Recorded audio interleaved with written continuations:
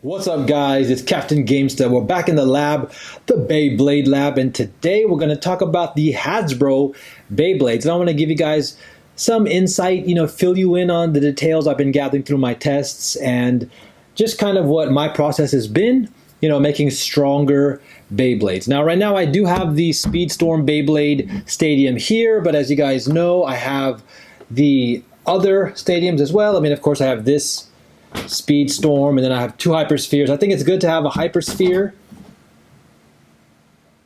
set, a Speedstorm set, and also have one of these buckets, is what I like to call them. The bucket stadiums are great values. Plus, they also have the balance for the pockets for being knocked out.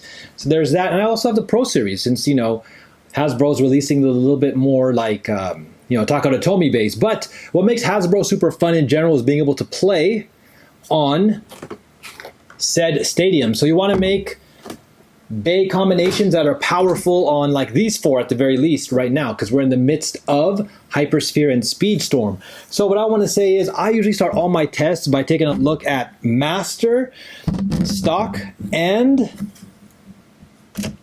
Glide Rock Devore. I'm going to get my gloved hands on for the rest of this because I like to have my hands protected and of course not be distracted. I think hands and stuff and fingers are more distracting than having like gloves. Okay, so the reason why I test these two out as the standard for all combinations is because Rock Devore is powerful in that it has a circular all-around energy layer that is pretty heavy, coming in at about 13-ish grams. And it comes with wheel, which is probably the best all-around metal disc. Every combination, you want to start from here for sure. Again, it has an outer weight distribution. And just so you remember, let me throw this on the scale for you guys. So this one weighs in at 2478, 2477 about. Okay. And then this driver here is nothing to slouch or scoff at either, because although it's it's a Speedstorm driver and it's good, I would say that it does have some weaknesses, which is, again, it being taller and tipping over. It's a great all-around balance. This is a balanced Beyblade through and through.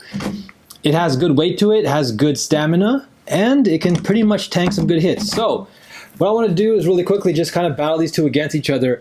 With Hasbro, it's a lot trickier because usually whoever goes first, whoever gets, launched first is kind of at the disadvantage. I found that, like, if I launch Master like 5 times against a combination first, then it's kind of like Master loses. And then if I switch in the next 5 battles, I let the second Bay go first, that Bay kind of wins all 5. But that's a good sign because that means that they're pretty much evenly matched and good and enough to like beat each other, obviously.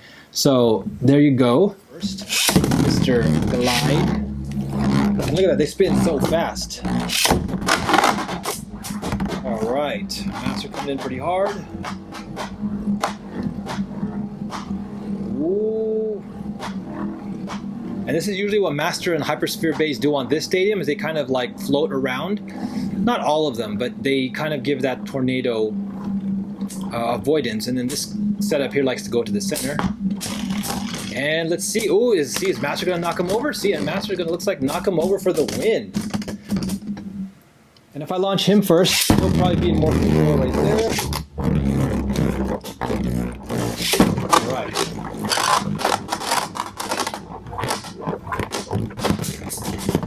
Look at those attacks from Master. And like, this is the surge zone. Nice. Rock the boards off balance. Will he be able to keep it going?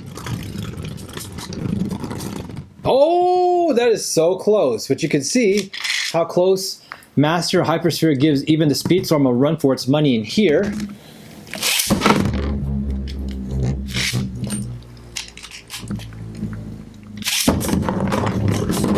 Oh my goodness!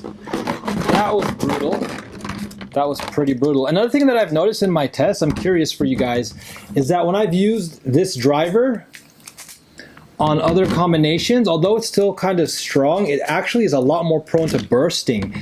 For some reason, you could even feel it. It's a lot stiffer here, but this driver on the Master layer just seems to be made for like the perfect fit. Now, obviously, I don't have all the energy layers, but it still makes a significance. if I can get that going. As you can see, hyperspheres. Oh my goodness, hyperspheres are gonna smack hard. So look at this combination. It doesn't stand a chance in here, it looks like. Okay, well, that being said, this stock combo, although it is super strong, as you can see, does have its weakness here primarily, and if it gets knocked over. That being said, this is definitely a must-have piece. This, again, I recommend this in my review. You gotta have this. Still experimenting, so we'll see how that does.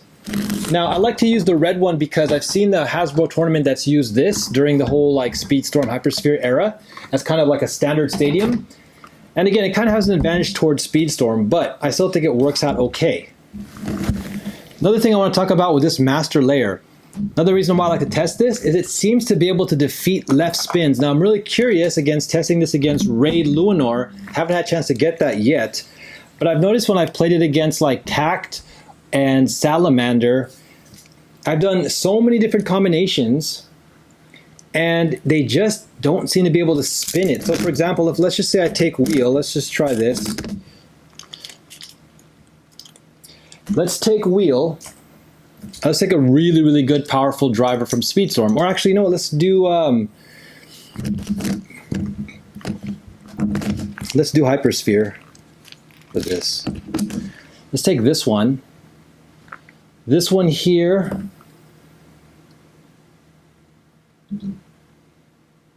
Comes in at 9.29. That's pretty heavy for a Hypersphere. That looks good. So, and also we'll take a look again. The final weight on Master is 40.81. So even when it's under the weight of the other one, it still has an advantage because this Tact one is looking at 47. So let's try this. Let's launch Master first. I just feel like it has such a great, from what I've noticed, spin equalization. And we're going to do it in a Speedstorm stadium. And we're going to see, even on, like on a soft launch, with all this time, watch, see how this does. I think Master has such good spin equalization against left spin bays. So let's see how this goes. Look how much of a lead time that Master had launched. It had so much stamina depletion, and yet it's still holding its own. It's wobbling a little bit. But look at that, it actually took a draw. So it was able to spin steal and use some spin equalization, and you can see it wore down Tact. So that was pretty shocking. Now I'm going to try to do this even faster this time. Let's go here.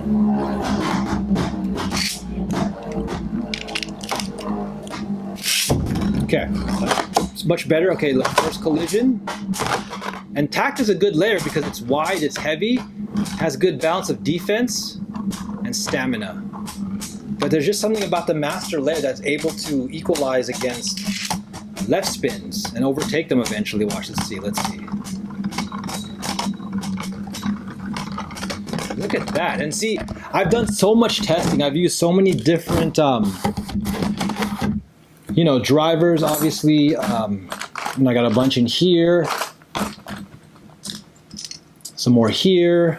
And I've used like the heaviest weights I've given, from wheel to some of the other fused layers, like the 1As, the Ds, the S's and stuff like that.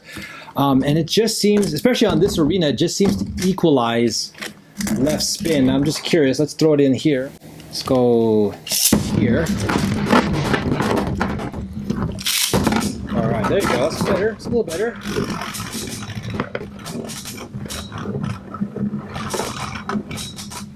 Okay, let's see how this works against spin equalizing.